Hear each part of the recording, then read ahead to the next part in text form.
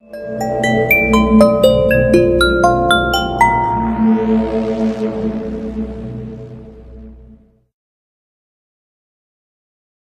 কিছুদিন থেকেই ব্যোমকেশ একটা বই নিয়ে নাড়াচাড়া করছে।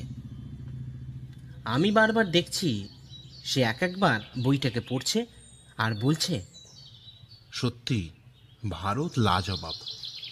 কিন্তু কেন সে কথা বলছে সেটা আমি বলতে পারবো না। বই তো ব্যোমকেশ কম পড়েনি, কিন্তু আজ তার কি হলো? আমি চায়ের কাপে প্রেমিকের মতন চুম্বন করলাম, সঙ্গে সঙ্গে প্রেমিকার মতন চায়ের উষ্ণ পরশ পেলাম আমার ঠোঁটে। মনটা সিক্ত হলো। ব্যোমকেশ যে এতক্ষণ আমাকে দেখছিল সেটা লক্ষ্য করিনি। চায়ের কাপ টেবিলে রাখতে গিয়ে দেখি ব্যোমকেশ তার নিজের চশমার ওপর দিয়ে আমার দিকে হাঁ করে তাকিয়ে আছে। আমি অবাক হয়ে প্রশ্ন করলাম, কি হলো ব্যোমকেশ, কিছু বলবে? ব্যোমকেশ প্রথমে চশমাটা ঠিক করে, বইটা টেবিলে রাখতে রাখতে বলল, এই জন্যই বলি ভাইয়া, এবার একটা বিয়ে করো। আমি বললাম, কেন ভাইয়া, আমার চা খাওয়ার সাথে বিয়ের সম্পর্কটা কি হলো? এবার ব্যোমকেশ মুচকি হেসে বলল, সেটা তোমার কাপটাকে জিজ্ঞাসা করো ভাইয়া, সেই ভালো বলতে পারবে। এই বলে আমার কাপটা হাতে তুলে বলল, ওগো প্রিয়তমা, খুব কষ্ট হলো তোমার। আমি ব্যোমকেশকে সোফার তাকিয়াটা ছুটে মারতে যাব, অমনি ব্যোমকেশ কাপ নিয়ে দৌড়ে রান্নাঘরে ঢুকে যায়। সত্যি ব্যোমকেশ পারে বটে। যদি আজ বৌঠান থাকতো তাহলে ব্যোমকেশকে দেখিয়ে দিতাম মজা। ও বলা হয়নি, বৌঠান তার দাদার বাড়ি গেছেন, 10 দিন পর ফিরবেন। তাই আমি আর ব্যোমকেশ এখন ব্যাচেলার লাইফ কাটাচ্ছি। ব্যোমকেশ এবার পুটিরামের কাছ থেকে 1 প্লেট লুচি আর সাদা আলুর তরকারি খেতে খেতে বাইরে এলো। আমি বললাম, আচ্ছা ব্যোমকেশ, তুমি এত মন দিয়ে কি বই পড়ছিলে ভাই? ব্যোমকেশ গরম লুচির পাতলা চামড়াটা তুলে মুখে পুরে বলল, অজিত, ভারতবর্ষ যে কেন মহান সেটা এই সমস্ত বই পড়লেই বোঝা যায়।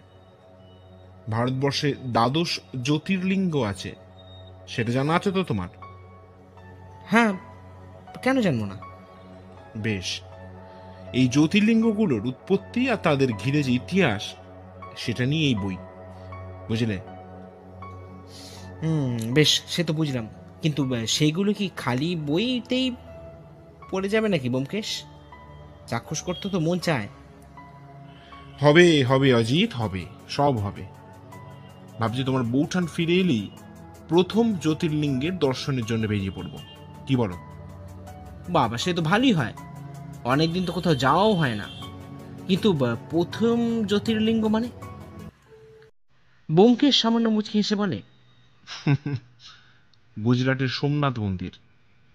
অনেক ইতিহাস ভাই অজিত, তার সঙ্গে রয়েছে অস্তিত্বের সংগ্রাম। বেশ, বরং আমি বরং টিকিটের ব্যবস্থা করি। এই বলে টেলিফোনটা ধরতে যাব, অমনি দরজার কলিং বেলটা বেজে উঠল। ব্যোমকেশ আমাকে বলল, যাও অজিত, নতুন যজমান এসেছেন, আমি প্লেটটা রেখে মুখটা ধুয়ে আসি, তুমি দরজাটা খোলো। এই বলে ব্যোমকেশ রান্নাঘরের দিকে চলে গেল। আমি গিয়ে দরজা খুলে দেখি এক বয়স্ক ধুতি পাঞ্জাবি পরিহিত ভদ্রলোক দাঁড়িয়ে আছেন। ভদ্রলোকের চুল ব্যাকব্রাশ, চোখে কালো ফ্রেমের চশমা। আমাকে দেখে বললেন, নমস্কার, আমি হৃদয় কৃষ্ণ চট্টোপাধ্যায়। ব্যোমকেশ বাবু আছেন? আমি বললাম, হ্যাঁ, আপনি ভেতরে আসুন। ভদ্রলোককে ভেতরে নিয়ে এসে চেয়ারে বসতে দিই। ভদ্রলোক চেয়ার কাছে টেনে বসতে যাবেন, এমন সময় ব্যোমকেশ ঘরে ঢুকে বলল, নমস্কার, গরিবের নাম ব্যোমকেশ বক্সী।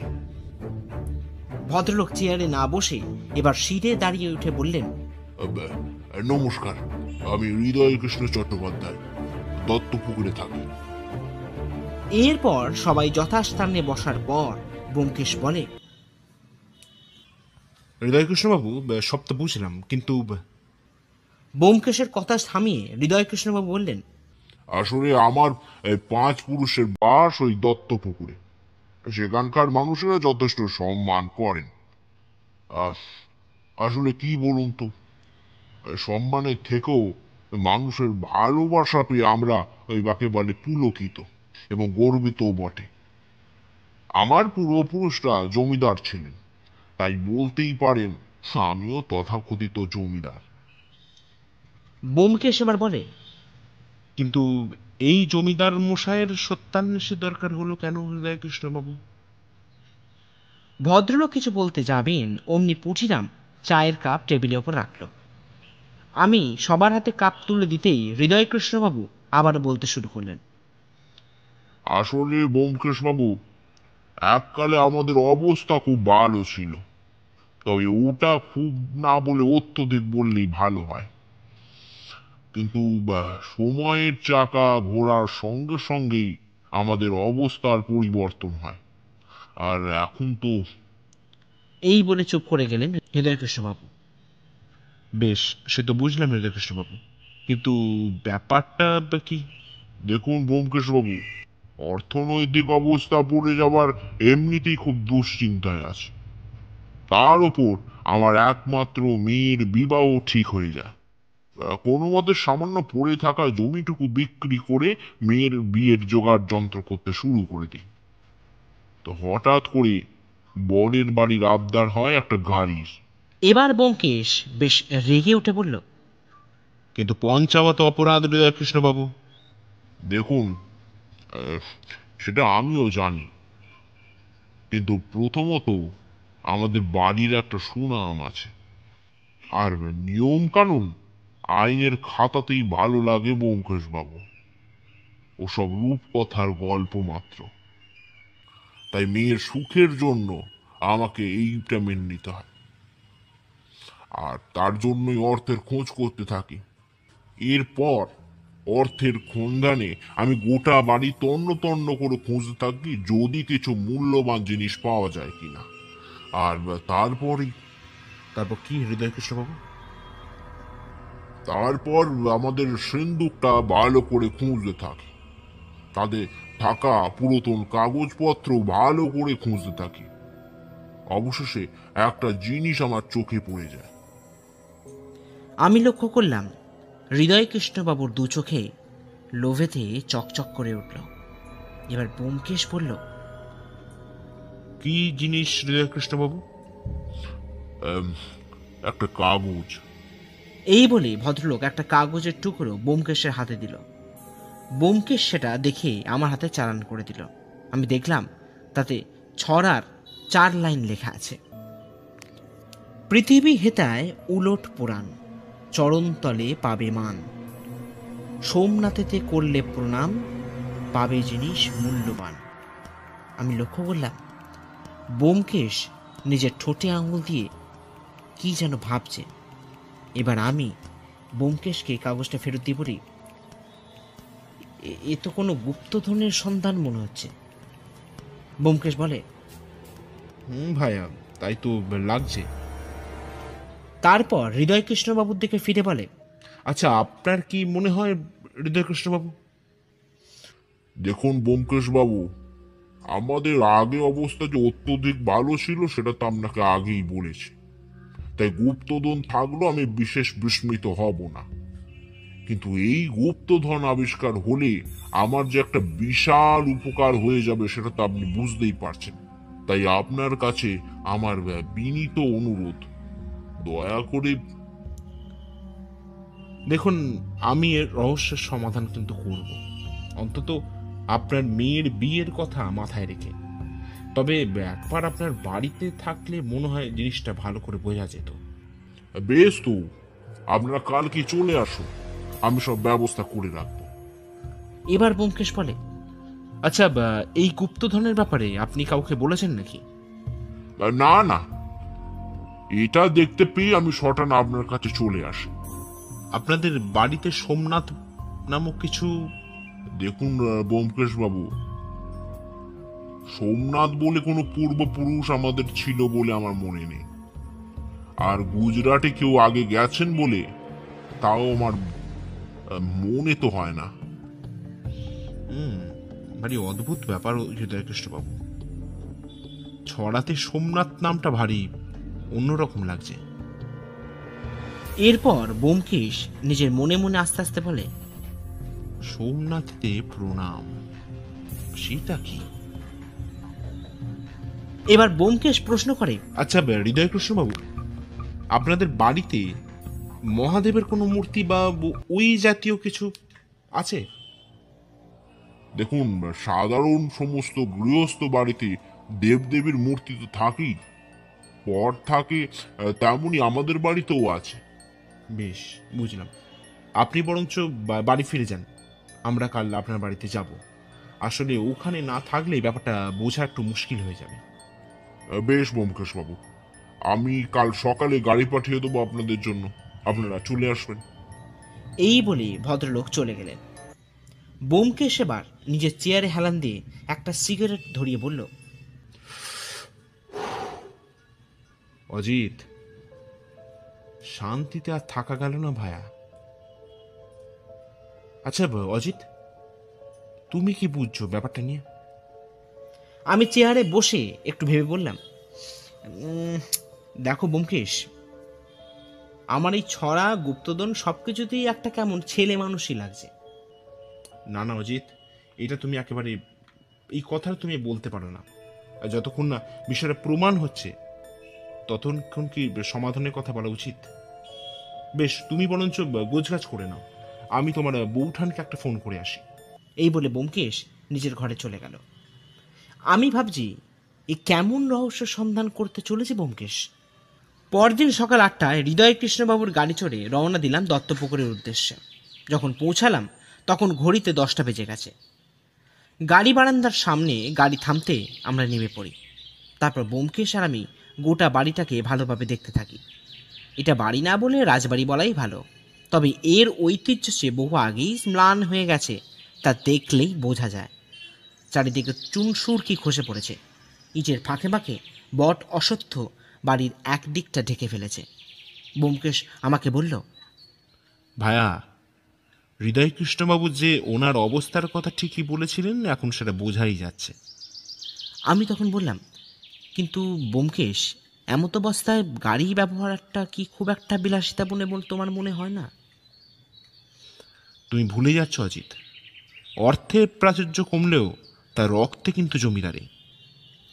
ব্যোমকেশের কথা থামাতে হলো, কারণ বাড়ির ভেতর থেকে হৃদয়কৃষ্ণবাবু বেরিয়ে আসছেন। আসুন আসুন ব্যোমকেশ বাবু, অনেকক্ষণ থেকেই আপনাদের অপেক্ষা করছিলাম। আমাদের ভেতরে নিয়ে গিয়ে একটা বৈঠকখানায় বসানো হলো। একসময় এখানে যে রঙিন আসর জমে উঠত তা বলে দিতে হয় না, তবে কালের নিয়মে আজ মাকড়সার জাল আর জমে থাকা ঝুল সেখানে কিন্তু স্থান পেয়েছে। আমরা নিজেদের স্থান গ্রহণ করার পর হৃদয়কৃষ্ণবাবু বললেন, তাহলে ব্যোমকেশ বাবু, কালকের কথাটা কিছু ভাবলেন? ব্যোমকেশ একটা দীর্ঘশ্বাস ফেলে বলল, হৃদয়কৃষ্ণবাবু, এখনো কিছু ভাবতে পারিনি, তবে এটা বুঝতে পারছি ব্যাপারটা খুব একটা সুবিধার কিছু নয়। হঠাৎ বাড়ির এক চাকর চা নিয়ে ঘরে প্রবেশ করে। বৃদ্ধের বয়স 70-এর কাছাকাছি। চায়ের কাপ টেবিলে নামিয়ে রেখে সে চলে যায়।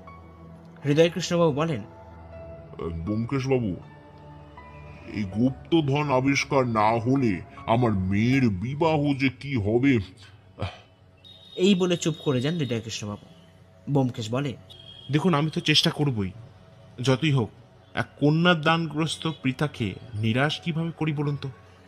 বেশ, আপনারা বরঞ্চ নিজেদের ঘরে গিয়ে একটু বিশ্রাম করে নিন, তারপর নয় তদন্ত কাজ শুরু করবেন। এই বলে ভদ্রলোক তার চাকরকে হাঁক দিলেন। আমরা, মানে আমি, ব্যোমকেশ, হৃদয়কৃষ্ণবাবু চাকরের সঙ্গে দোতলায় এলাম। সেখানে একটা ঘরে আমাদের থাকার ব্যবস্থা করা হয়েছে। ব্যোমকেশ বিছানায় বসে বৃদ্ধ চাকরটিকে জিজ্ঞাসা করল, আপনার নাম কি? চাকরটা প্রথমে একটু চমকে ওঠে, তারপর নিজেকে সামলে বলেন, আগে ও বিরাম বাবু। বেশ, তা কত বছর কাজ করছেন এখানে? আমার বয়স যখন 10, তখন থেকে এই বাড়িতেই হই কাজ করছি বাবু।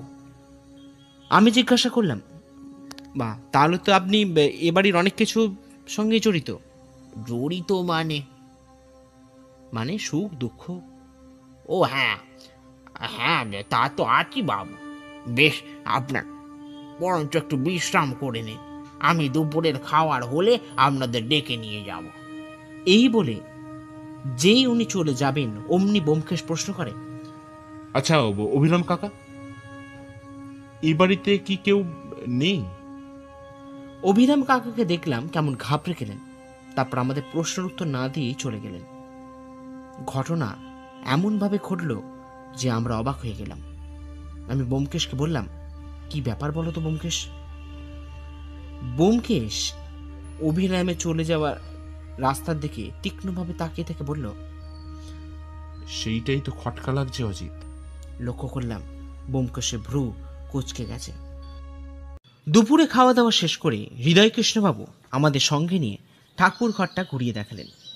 সেখানে আর 5টা বাড়ির মতোই লক্ষ্মী, নারায়ণ, শিব, দুর্গা, গণেশ প্রভৃতি দেবদেবীর মূর্তি আর ছবি রাখা আছে।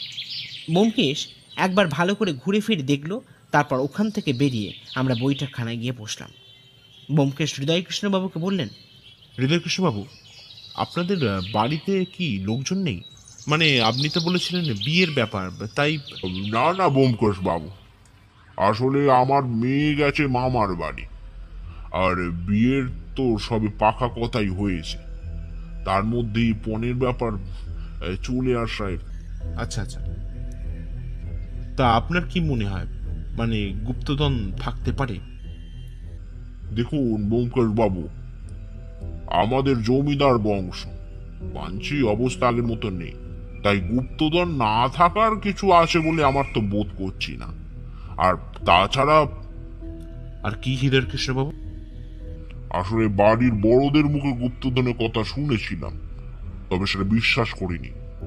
এখন সবকিছুই আপনার ওপর নির্ভর করছে ব্যোমকেশ বাবু। হৃদয়কৃষ্ণবাবু, আমি তো চেষ্টা করতেই থাকবো, তবে ও হ্যাঁ ব্যোমকেশ বাবু, আমি একটু বেরোবো, হয়তো রাতের দিকে ফিরবো। আপনাদের যদি কিছু প্রয়োজন হয় তাহলে অবিরামের থেকে সব নিয়ে নেবেন। হ্যাঁ সে ঠিক আছে। এরপর আমরা দোতলায় বারান্দায় এসে দাঁড়াই। দেখে হৃদয়কৃষ্ণবাবু নিজের গাড়িতে চড়ে বেরিয়ে গেলেন। ব্যোমকেশ সিগারেটে ধোঁয়া ছেড়ে বলল,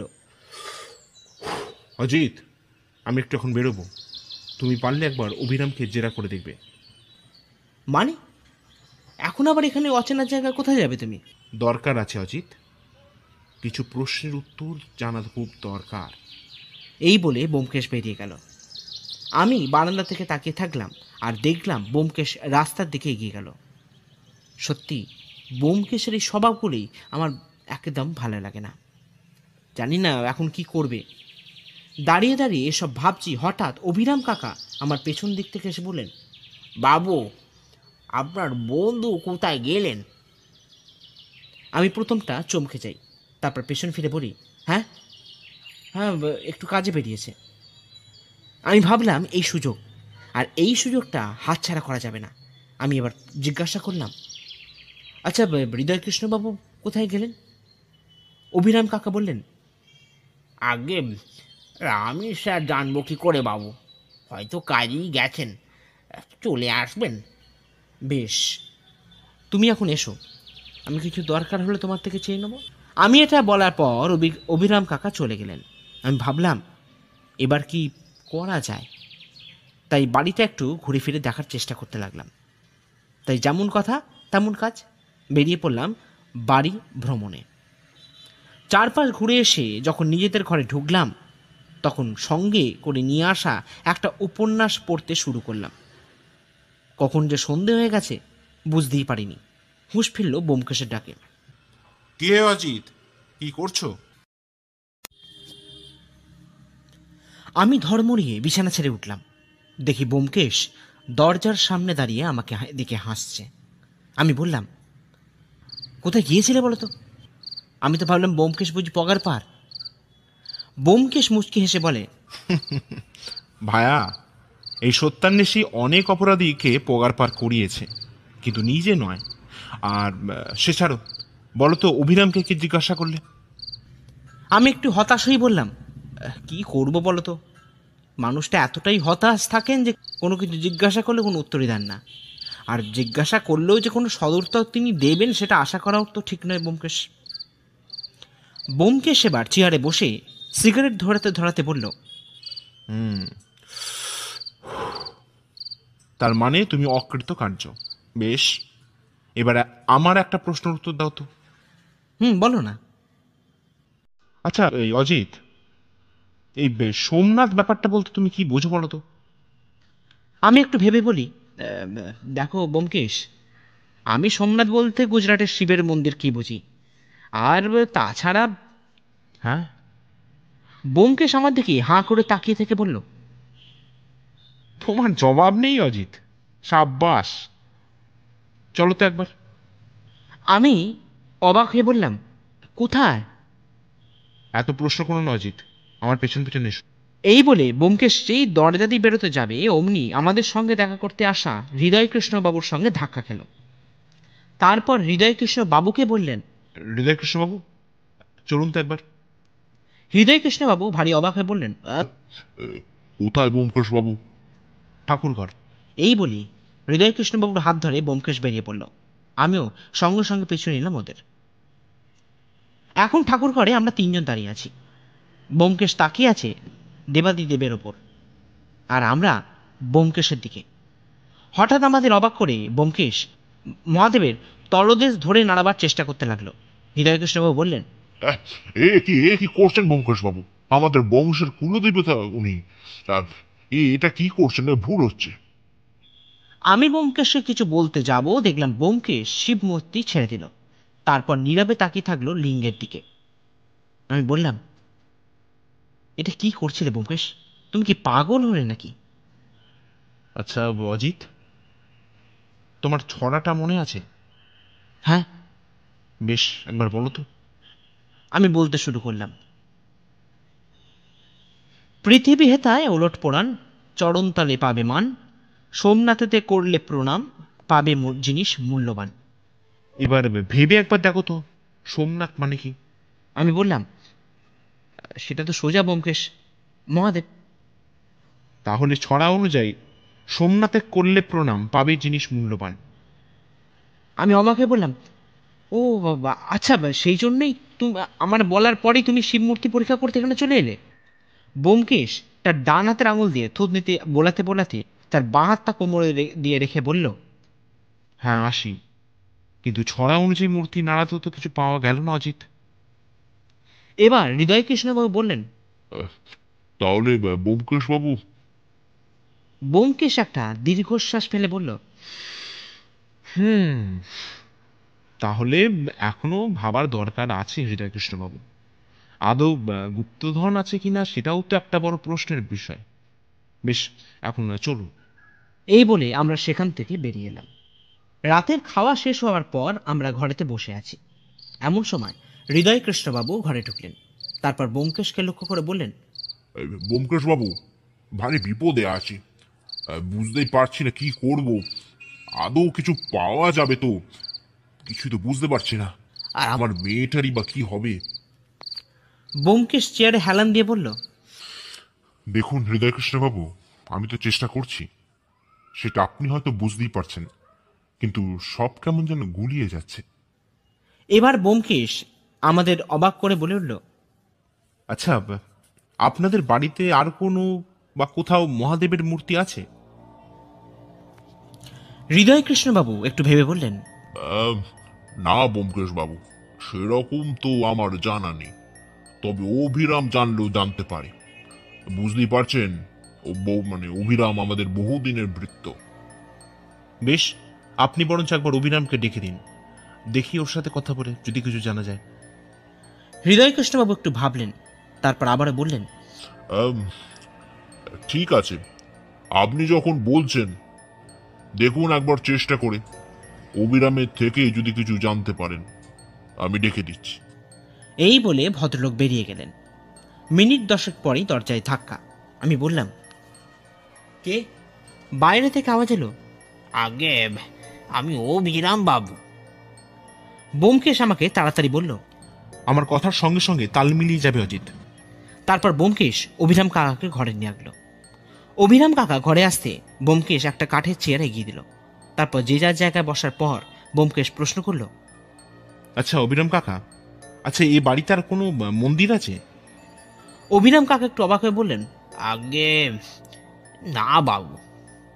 বেশ, আচ্ছা ঠাকুরঘর ছাড়া মহাদেবের কি আর কোনো মূর্তি এ বাড়িতে আছে? না, ওই মূর্তিটাই বহুদিন ধরে পূজা হয়ে আসছে বাবু। এছাড়া আর বাকি মূর্তিগুলো? শুনেছিলাম কর্তামশাইয়ের বাবা অনেক বড় তান্ত্রিক ছিলেন, আর তন্ত্রবিদ্যার অনেক কিছুই উনি জানতেন বাবু, আর ওনারাই সব স্থাপন করেন। এছাড়া আমি কিছু জানি না বাবু। ব্যোমকেশ এবার আমাকে অবাক হয়ে প্রশ্ন করে, আচ্ছা অজিত, হৃদয় কৃষ্ণবাবুর মেয়ে কবে গেছেন মামার বাড়ি? অভিরাম কাকা কিছুক্ষণ চুপ করে থাকলেন। আমি লক্ষ্য করলাম তিনি গল গল করে ঘামছেন। তাই দেখে আমি বললাম, কি হলো অভিরাম কাকা, আপনি কিছু বললেন না তো? আগে গত পরশু বাবু। ব্যোমকেশ এবার বলল, বেশ ঠিক আছে, আপনি এখন আসুন। অভিরাম কাকা চেয়ার ছেড়ে যখন বেরিয়ে যাবেন, হঠাৎ ব্যোমকেশকে বলে উঠলেন, বাবু, রামায়ণে সীতাহরণ হয়েছিল জানেন তো? তারপরে লঙ্কার পতন হয়, এবারও হবে বাবু। এই বলে বেরিয়ে গেলেন অভিরাম কাকা। আমি আর ব্যোমকেশ একে অপরের দিকে তাকালাম। ব্যাপারটা হচ্ছে বেশ গুরুতর, সেটা বোঝাই যাচ্ছে। ব্যোমকেশ আমাকে বলল, অজিত, সব গুলিয়ে যাচ্ছে ভাইয়া। একদিকে ছড়ার প্যাঁচ আর অন্যদিকে এই অভিরামের বাণী। তবে একটা কথা ভালোই বুঝতে পারছি না, ছাড়। এই বলে ব্যোমকেশ জানলার দিকে মুখ করে একটা সিগারেট ধরালো। চারিদিকে নিস্তব্ধতা আর ঝিঝি পোকার ডাক গোটা ব্যাপারটাকে আরো বেশি রহস্যময় করে তুলেছে। ব্যোমকেশকে দেখলাম জানালা দিয়ে দূরের দিকে তাকিয়ে থাকতে আর বিড়বিড় করে কিসব বলতে। আমি ভালোই ভালোই বুঝতে পারছি ব্যোমকেশ এবার কাবু হয়ে পড়েছে। হঠাৎ আমার হুঁশ ফুলল ব্যোমকেশের গলার আওয়াজে। অজিত, নাত মানে কি বলতো? আমি অবাক হয়ে বললাম, কি সব বলছো ব্যোমকেশ? এবার ব্যোমকেশ সিগারেটটা জানলা দিয়ে ছুঁড়ে ফেলে আমার কাছে এসে বলল, আরে বলোই না, নাত মানে কি? আমি বললাম, পালক, রক্ষক, শাসক, এরকম কিছু হবে। কিন্তু কেন ব্যোমকেশ? আর কিছু মনে পড়ছে অজিত? দাঁড়ান, হ্যাঁ, অধিপতি। ব্যোমকেশ এবার আমার মুখের কথা টেনে নিয়ে বলল, হ্যাঁ অজিত, অধিপতি। এবার বলো তো, সংস্কৃত অধিপতি কথার অর্থ কি? আমি অবাক হয়ে বললাম, ভাইয়া, আমি বাংলায় গল্প লিখি, স্কুলে থাকতেও পড়েছিলাম সংস্কৃত, তবে এখন তো আর মনে নেই। বেশ, তাহলে শোনো। অধিপতি সংস্কৃত ধাতু অধিশয় আর পতি থেকে এসেছে, যার বাংলা মানে লালন করা আর পালন করা। আর সোম মানে তো তুমি জানো, চাঁদ। তাহলে কি দাঁড়ালো অজিত? আমি কৌতুক হয়ে বললাম, মানে চাঁদকে যিনি লালন পালন করেন? একদম অজিত। এবার প্রশ্ন হলো, চাঁদকে লালন পালন করেন কে? আমি বললাম, মহাদেব। কিন্তু ভাইয়া, মহাদেবকে তো পরীক্ষা করে দেখলাম, কিছু তো বেরোলো না। তবে আমি এবার একটা মস্ত বড় হাই তুলে বলি, তুমি বরঞ্চ ভাবো হে, আমার বড় ঘুম পেয়েছে। এই বলে আমি শুয়ে পড়ি। ব্যোমকেশ তখনও ইজি চেয়ারে বসে কিসব ভেবে চলেছে। সকালে ঘুম ভাঙলো ব্যোমকেশের ডাকে।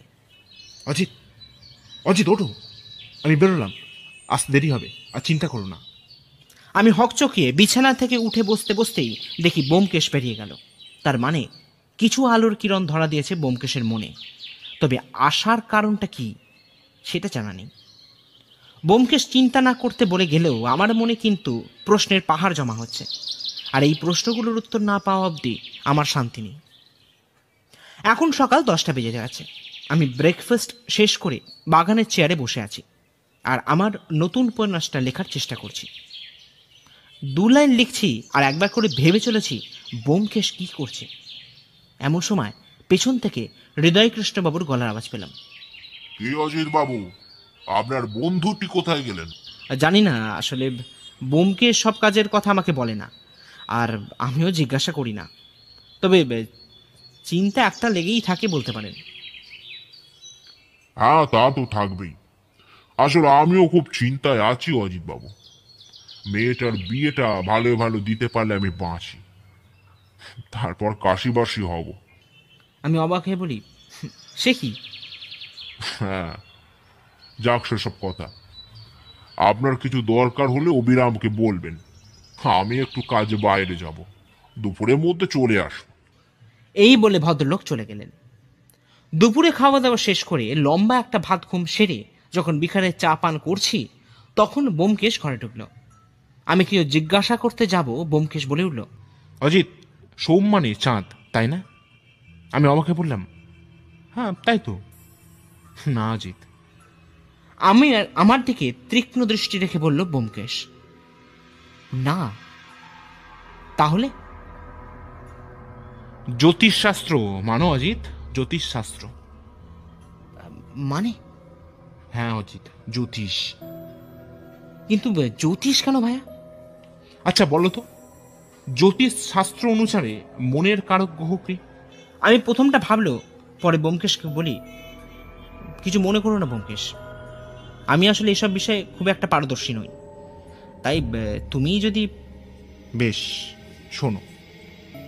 মনের কারক গ্রহ হলো চাঁদ বা চন্দ্র।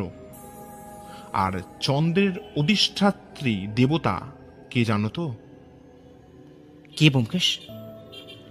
বোমকেশ এবার চেয়ারে হেলান দিয়ে হাত দুটো মাথায় তুলে চোখ বুঝল, তারপর বলল, না ছাড়ো হে, পরে দেখতে পাবে। আপাতত কাল সকালে রহস্যের পর্দা উন্মোচন হবে। এই বলে বোমকেশ চুপ করে গেল। আমার মনের ভেতরে ধকধক করা শুরু হয়ে গেল। কে অধিষ্ঠাত্রী দেবতা? আমরা এখন ঠাকুরঘরে দাঁড়িয়ে আছি। আমরা ব্রেকফাস্ট শেষ করি, বোমকেশ আমাদের এখানে নিয়ে আসে। আমরা মানে বোমকেশ, আমি, হৃদয়কৃষ্ণবাবু আর অভিরাম। আজ যে কি হতে চলেছে কে জানে। খালি এটা জানি যে আজ বোমকেশ একটা বড় কোনো চমক দিতে চলেছে, সেটা বলে দিতে লাগে না। ঘরের সবাই চুপ করে দাঁড়িয়ে আছি প্রায় মিনিট 5 হলো। হঠাৎ বোমকেশ সমস্ত নীরবতা ভঙ্গ করে বলে উঠল, হৃদয়কৃষ্ণবাবু, আপনি আমাকে একটা সত্যের সন্ধান করতে দেন, আর তারপর একটা ছড়া লেখা কাগজও আমার হাতে তুলে দেন। তাতে কি লেখা ছিল আপনার মনে আছে? হৃদয়কৃষ্ণবাবু একটু ভেবে বললেন, আমাকে ক্ষমা করবেন ব্যোমকেশ বাবু, আমার আসলে। আপনার মনে নেই, ঠিক আছে। তাহলে অজিত একবার বলো তো। এই বলে বোমকেশ আমার দিকে তাকালো। আমি একটু ভেবে বললাম, হ্যাঁ ওই তো, পৃথিবী হেতায় উলট পুরাণ, চরণতলে পাবে মান, সোমনাথেতে করলে প্রণাম, পাবে জিনিস মূল্যবান। বাহ, সাবাস অজিত। এই বলে বোমকেশ আবারও হৃদয়কৃষ্ণবাবুর দিকে ফিরল, তারপর বলল, দেখুন হৃদয়কৃষ্ণবাবু, এই ছড়াটা নিয়ে আমি বেশ চিন্তিত হয়ে পড়ি। প্রথমত, আপনার মেয়ের বিয়ের একটা চাপ, তার উপর ছড়ার মর্মার্থ। তবে এই চাপের হাত থেকে আমাকে উদ্ধার করেন অবিরাম কাকা। হৃদয়কৃষ্ণবাবু অবাকে বললেন, অভিরাম? হ্যাঁ, আসলে গতকাল রাতে উনি কথায় কথায় বলেন আপনার কোনো এক পূর্বপুরুষ তন্ত্র সাধনায় লীন ছিলেন, আর তারপরই আমি ছড়াটার মানে বুঝে ফেলি। তাহলে ব্যোমকেশ বাবু আর দেরি কেন? তাড়াতাড়ি গুপ্তধনটা বার করুন। বোমকেশ এবার মুচকি এসে বলে, অবশ্যই বলবো হৃদয়কৃষ্ণবাবু, তবে একটু ধৈর্য ধরুন। এই বলে বোমকেশ এগিয়ে গেল ঠাকুর ঘরের দরজার দিকে, তারপর দরজা বন্ধ করে দিল। আমি বললাম, কি করছো বোমকেশ? না না অজিত, এখন কোনো কথা নয়। এখন যা কথা বলবো আমি, কারণ গল্পের হিরো কিন্তু এখন এই সত্যান্বেষী। আমি লক্ষ্য করলাম বোমকেশ বারবার ঘড়ি দেখতে লাগলো, তবে কারণটা কি সেটা জানি না। আর এখন যা পরিস্থিতি, তাতে বোমকেশকে জিজ্ঞাসা করলেও কোনো সদুত্তর পাওয়া যাবে না। বোমকেশ এবার এগিয়ে ঝুঁকে পড়ে মহাদেবের মূর্তিটা ভালো করে দেখতে দেখতে বলল, হৃদয়কৃষ্ণবাবু, আচ্ছা এই সোমনাথ বলতে আপনার মাথায় প্রথম কি আসে? হৃদয়কৃষ্ণবাবু বললেন, সোমনাথ বলতে ব্যোমকেশ বাবু আমার গুজরাটের সোমনাথ মন্দিরের কথাই আসে, আর তারপরে মহাদেব। আর কি হৃদয়কৃষ্ণবাবু? আর হ্যাঁ, স্কুলে আমার এক সোমনাথ বলে বন্ধু ছিল, তার কথাও মনে পড়ে ব্যোমকেশ বাবু। আর কিছু হৃদয়কৃষ্ণবাবু? হৃদয়কৃষ্ণবাবু আবার একটু ভেবে বললেন, না ব্যোমকেশ বাবু, আর তো তেমন কিছু মনে পড়ছে না। বেশ। আচ্ছা, আপনারা জ্যোতিষে বিশ্বাস করেন? হ্যাঁ আছে, তবে সেরকম ভাবে নয়। কিন্তু কেন বলুন তো? এবার ব্যোমকেশ মহাদেবের পাশে রাখা শ্রীকৃষ্ণের মূর্তির সামনে গিয়ে দাঁড়ায়। তারপর ঝুঁকে পড়ে কি সব দেখতে লাগে। এরপর সিধে হয়ে দাঁড়িয়ে বলে, আচ্ছা অজিত, তোমাকে মনের কারক গ্রহের কথা বলেছিলাম, মনে আছে এখন? আমি একটু ভেবে বলি, হ্যাঁ বলেছিলে তো, এই চন্দ্র। খুব ভালো অজিত। আর তার অধিষ্ঠাত্রী দেবতার কথা বলেছিলাম না? হ্যাঁ বলেছিলেন, কিন্তু কোন সে দেবতা সেটা তো বলনি। এবার হৃদয়কৃষ্ণবাবু একটু বিরক্ত হয়ে বললেন, কি সব যা তা বলছেন বলুন তো ব্যোমকেশ বাবু? এটা কি খেলার ময়দান নাকি? আর এটা কি আপনার সময় হলো ওইসব বলার? দেখুন হৃদয়কৃষ্ণবাবু, খেলার সময় কোনটা সেটা একটু পরেই বুঝতে পারবেন। এরপর আমার দিকে ফিরে বলল, অজিত, মনের অধিষ্ঠাত্রী দেবতা হলেন শ্রীকৃষ্ণ, বুঝলে? আমি তো অবাক। আমি বললাম, তার মানে ব্যোমকেশ? হ্যাঁ, ঠিকই ধরেছ অজিত। গুপ্তধন আশা করি। এবার ছড়াটা প্রথম থেকে বলো তো।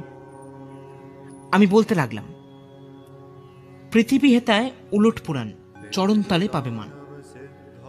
তার মানে অজিত, পৃথিবী সূর্যের চারিদিকে ঘড়ির কাঁটার দিক বরাবর ঘোরে।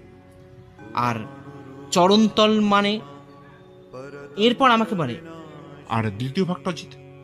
আমি বললাম, সোমনাথেতে করলে প্রণাম, পাবে জিনিস মূল্যবান। তার মানে কি দাঁড়াচ্ছে? এই বলে ব্যোমকেশ শ্রীকৃষ্ণের মূর্তির পা ধরে ঘড়ির কাঁটার বিপরীত দিকে ঘোরাবার চেষ্টা করতে থাকে। আর তারপরে যেটা ঘটে গেল সেটা অবিশ্বাস্য ব্যাপার। শ্রীকৃষ্ণের মূর্তি ঘুরে যেতেই তার পায়ের তলার বেদি থেকে বেরোতে লাগলো একটা লাল বাষ্ক। ব্যোমকেশ সেটা হাতে তুলে নিল। অমনি ঘটে গেল একটা ভয়ঙ্কর ব্যাপার। হৃদয়কৃষ্ণবাবু বন্দুক তাক করে দাঁড়ালেন ব্যোমকেশের দিকে। তারপর বললেন, ওটা আমাকে দিন ব্যোমকেশ বাবু। অনেক সত্যের সন্ধান করেছেন, এবার মরার পর বন্ধুর সাথে নরকে বসে সত্যের সন্ধান করতে থাকবেন। আমি লক্ষ্য করলাম হৃদয়কৃষ্ণবাবুর তীক্ষ্ণ দৃষ্টি থেকে বেরিয়ে আসছে তীব্র লোভের আগুন।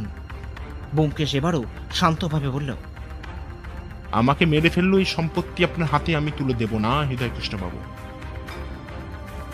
দেবেন না? আপনার ঘাড় দেবে। এই বলে হৃদয়কৃষ্ণবাবু বন্ধুদের ডগা দিয়ে ব্যোমকেশের মাথায় আঘাত করলো। ব্যোমকেশ মাটিতে লুটিয়ে পড়ল। আমি ছুটে গিয়ে ব্যোমকেশকে ধরি। এই সুযোগে হৃদয়কৃষ্ণবাবু ব্যোমকেশের হাতে থাকা লাল বাক্সটা নিয়ে ঠাকুরঘর থেকে বেরিয়ে যায়। আমি দৌড়ে ধরতে যাব, দেখি ব্যোমকেশ বাধা দিল। এই ঘটনার মিনিট তিনেক পরেই ঠাকুর ঘরে পুলিশ ঢুকলো। আমি তো একেবারে অবাক। ব্যোমকেশ এবার নিজেকে সামলে বলে, ইন্সপেক্টর মল্লিক ধরেছেন ওকে। হ্যাঁ ব্যোমকেশ বাবু, আপনি ঠিকই বলেছেন। আর আপনি ঠিক আছেন তো? বললেন ইন্সপেক্টর মল্লিক। আমি এবার বললাম, এগুলো কি হচ্ছে ব্যোমকেশ? আমাকে কিছু তো বলো এবার। ব্যোমকেশ এবার মুচকে এসে বলে, দাঁড়াও দাঁড়াও, তার আগে একটা কাজ করতে হবে ভাইয়া।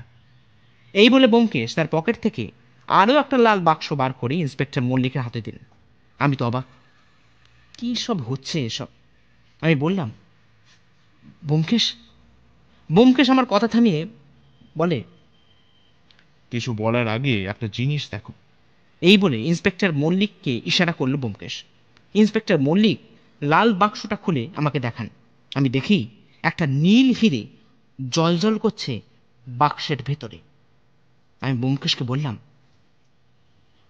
তাহলে হৃদয়কৃষ্ণবাবু যেটা নিয়ে গেলেন সেটা? ব্যোমকেশ আমার কথা শুনে হো হো করে হেসে তারপর বলে,